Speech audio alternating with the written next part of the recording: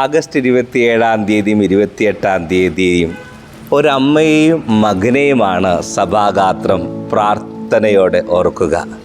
കൃപയുടെ വേദപാരകൻ എന്ന് വിശേഷിപ്പിക്കുന്ന കത്തോലിക്ക സഭയിലെ ഏറ്റവും വലിയ വേദപാരകന്മാരിൽ ഒരാളായ വിശുദ്ധ അഗസ്തീനോസിൻ്റെ തിരുനാൾ 28 ആണെങ്കിൽ ആഗസ്റ്റ് 27 ഇന്ന് വഴിമാറി യാത്ര ചെയ്ത മകനു വേണ്ടി 17 വർഷത്തോളം കണ്ണുനീരും പ്രാർത്ഥനയും സഹനങ്ങളും ചേർത്ത് പിടിച്ച് ദൈവത്തിൽ ആശ്രയം വെച്ച് തൻ്റെ ജീവിത പങ്കാളിയെ മരണക്കിടയ്ക്ക് മുമ്പ് തന്നെ ഈശോയുടെ വിശ്വാസത്തിലേക്ക് കൂട്ടിക്കൊണ്ടുവന്ന് സഭാഗാത്രം പ്രാർത്ഥനയോട് ഓർക്കുന്ന വലിയ വിശുദ്ധനായ അഗസ്തീനോസിൻ്റെ ജീവിതത്തിന് വേണ്ടി ദൈവത്തിനു മുമ്പിൽ തോരാത്ത കണ്ണുനീരോടെ പ്രാർത്ഥിച്ച മോനിക്ക പുണ്യവതിയാണ് 27 നമ്മൾ പ്രാർത്ഥനയോടെ കൊണ്ടാടുക.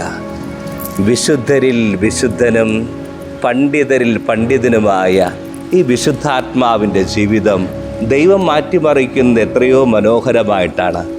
എടുത്തു വായിക്കുക എന്ന വചനഭാഗം എടുത്തു വായിക്കുമ്പോൾ ക്രിസ്തുവിനെ ധരിക്കാൻ വചനം ഓർമ്മപ്പെടുത്തിയപ്പോൾ വിശുദ്ധനായ അംബ്രോസിൻ്റെ പ്രസംഗങ്ങളൊക്കെ തൻ്റെ ജീവിതത്തിൽ മാനസാന്തരത്തിൻ്റെ മേഖലകൾ കൈപിടിച്ചു നടത്തിയ അനുഭവങ്ങൾ സ്വന്തമാക്കി ഈ വിശുദ്ധാത്മാവ് തൻ്റെ ജീവിതം കൊണ്ട് പറഞ്ഞു, വിശ്വാസം അതല്ലേ എല്ലാം.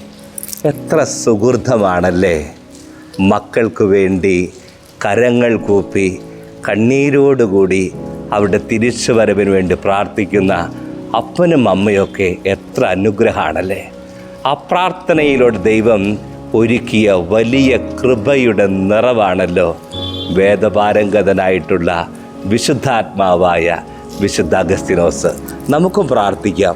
ഞങ്ങളുടെ മക്കൾക്ക് വേണ്ടി, ഞങ്ങളുടെ മക്കളുടെ ജീവിതത്തിൻ്റെ വഴിമാറിയുള്ള യാത്രകൾക്ക് വേണ്ടിയൊക്കെ കരങ്ങൾ കൂപ്പി പ്രാർത്ഥിക്കാൻ, കണ്ണുനീരോടുകൂടി പ്രാർത്ഥിക്കാൻ, ദൈവത്തിൽ അവരെ ആശ്രയം വെച്ച് ദൈവാശ്രയ ബോധത്തോടുകൂടി ജീവിക്കാൻ ഞങ്ങളെ, ഞങ്ങളുടെ മാതാപിതാക്കളെ, പ്രത്യേകമായി മോനിക്ക പുണ്യവതിയിലൂടെ അഗസ്തീനോസ് വിശുദ്ധനിലൂടെ ദൈവം നമ്മളെ, നമ്മുടെ ജീവിത സാഹചര്യങ്ങളെ സമൃദ്ധമായി അനുഗ്രഹിക്കട്ടെ.